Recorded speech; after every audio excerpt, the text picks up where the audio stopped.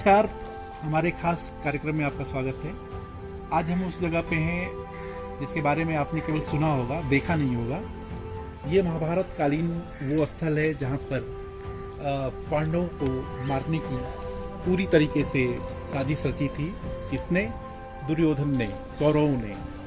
आपको तमाम सारी जानकारियाँ आप दृश्य में देख भी रहे होंगे कि एक डोम है और एक वो महल का ही हिस्सा है जिसको लाखा मंडप या लाक्षागृह कहा जाता है।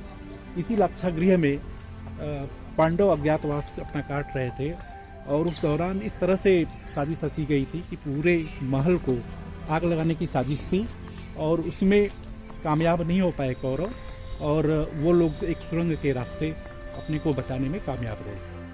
जिस जगह हम खड़े हैं उसका इतिहास 10, 20, 50 या 100 साल नहीं बल्कि हजारों साल पुराना है। यहाँ से हम उस कालखंड के बारे में बताएंगे जिसका नाता महाभारत काल से है। ये वो जगह है जो अपने इतिहास के साथ वर्तमान में विवादों के केंद्र में रहा। आखिर ये जगह कौन सी है, ये कहाँ पर है, उसे जानने की दिलचस्पी आपको भी होगी। इन्हीं सब सवालों के साथ हम इस टीले पर स्थित गुरुकुल पर जा पहुंचे। श्रृंग ऋषि ब्रह्मचारी जी के रूप में यहाँ इस समय आए। इस युग में 1942 में उनका जन्म हुआ था और वो अनपढ़ थे। जब वो लेट जाते थे शवासन में, उस समय वो संस्कृत बोलते थे बचपन से ही। लगभग जब से बच्चा बोलना सीखता है तब से संस्कृत बोलते थे और 15 मिनट संस्कृत बोलते थे और पौन घंटा हिंदी बताते थे। उसी मुद्रा में उन्होंने यहाँ का इतिहास दिया है। ये वो जगह है जो इतिहास के पन्नों में लाक्षागृह के नाम से अंकित है। यूपी के बागपत जिले की इस जगह को आज हम बरनावा के नाम से जानते हैं, लेकिन 5000 साल पहले इसका नाम वर्णावत था। हिंडन और कृष्णा नदी के संगम पर बसा बरनावा किसी अलसाए शहर की तरह अपने सफर को तय कर रहा था, लेकिन फरवरी के महीने में एक फैसले के बाद सुर्खियों में आ गया। इंडिया अड्डा की टीम जब बरनावा के इस लाखा मंडप के सामने खड़ी हुई तो वो कहानी याद आ गई कि कैसे पांडवों को मारने के लिए दुर्योधन ने षड्यंत्र रचा था। पांडवों को जलाने के लिए लाक्षागृह बनाया गया था दुर्योधन और शकुनी के द्वारा। तो ये वही लाक्षागृह है। इसके साक्ष्य ये हैं कि यहाँ एक सुरंग है जिसके माध्यम से वो निकल गए थे। आज भी है वर्तमान में। लाक्षागृह में आग लग गई थी, जल के राख हो गया था। पांडव सुरंग के माध्यम से चले गए थे। 100 फीट ऊंचे इस टीले पर भले ही वर्तमान में आपको कोई भव्य महल नजर नहीं आ रहा हो, लेकिन यहाँ का कण-कण आपको उस ऐतिहासिक काल की तरफ मुड़ने के लिए मजबूर करेगा। आप सोचेंगे कि आखिर कौरवों की साजिश से पांडव कैसे बचने में कामयाब हुए। कहते हैं कि नियति जब खुद ढाल बनकर खड़ी हो जाए तो बचने का रास्ता भी मिल जाता है।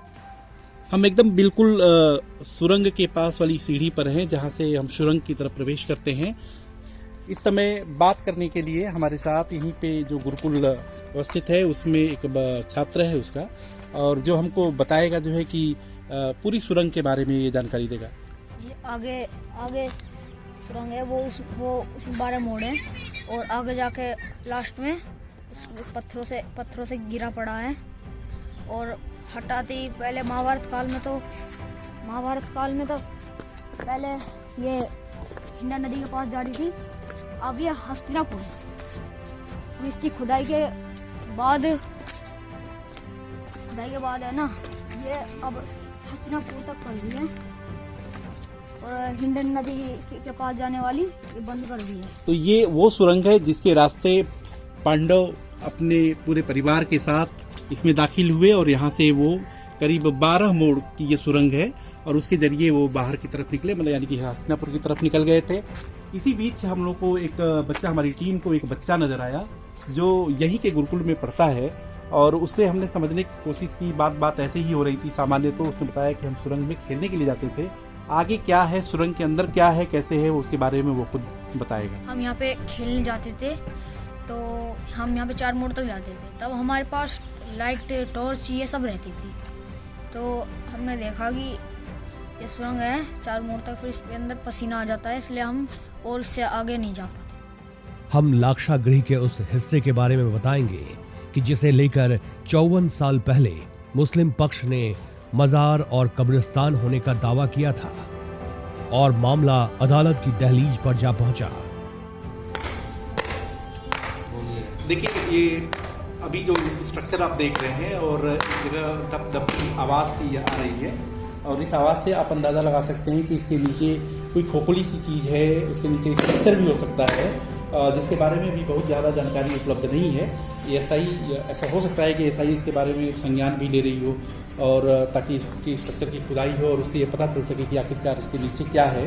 हालांकि जिस मज़ार के बारे में कहा जाता रहा है और जिस मज़ार के बारे में दावा किया जाता रहा है कि मज़ार है, तो कम से कम इस स्ट्रक्चर को देखने के बाद तो निश्चित तौर पे आप अंदाज़ा लगा ही सकते हैं कि सिर्फ और सिर्फ फर्श दिखाई दे रही है, फर्श के अतिरिक्त कुछ भी नहीं है, यानी कि वर्तमान समय में यहाँ पे कोई मज़ार नहीं है।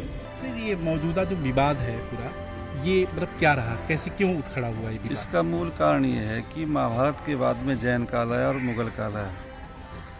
तो मुगल काल में जो धार्मिक स्थल रहे हैं जितने भी, अयोध्या है, काशी जी है, चाहे वो मथुरा है, लाक्षागृह है, जितने भी धार्मिक स्थल रहे उनमें उनको ध्वस्त किया गया, उनको परिवर्तित किया गया।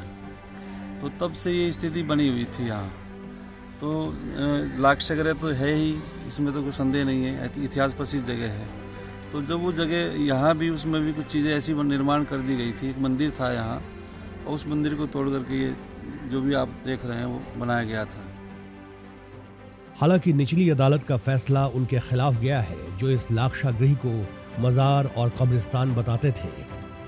लगभग जो है 1918 में यहाँ खुदाई की गई थी पुरातत्व के द्वारा, उनकी भी एक रिपोर्ट लगी हुई है, वो भी साक्ष्य रखे गए हैं, यहाँ के भी साक्ष्य आए हैं। तो उसके आधार पर निर्णय हुआ है। ये निर्णय आ गया तो वो सारी चीज़ें सामने आ गई। इन सब के बीच हम आपके सामने लाक्षागृह पार्ट 2 भी पेश करेंगे, जिसमें हम उस मुगल सूबेदार सुबरुद्दीन के जुल्म की कहानी बताएंगे जिसने इलाके में फरमान जारी किया था कि या तो इस्लाम कबूल कर लो या 1.25 मन जनेऊ उतारने के लिए तैयार हो जाओ। मुगल सूबेदार के ऐलान पर आगे क्या हुआ उसे सुनकर रोंगटे खड़े हो जाएंगे। अगर आपको हमारा वीडियो पसंद आया तो कमेंट जरूर करें। आपका हर कमेंट हमारे लिए कीमती है। चैनल को लाइक और सब्सक्राइब करना ना भूलें। देखते रहिए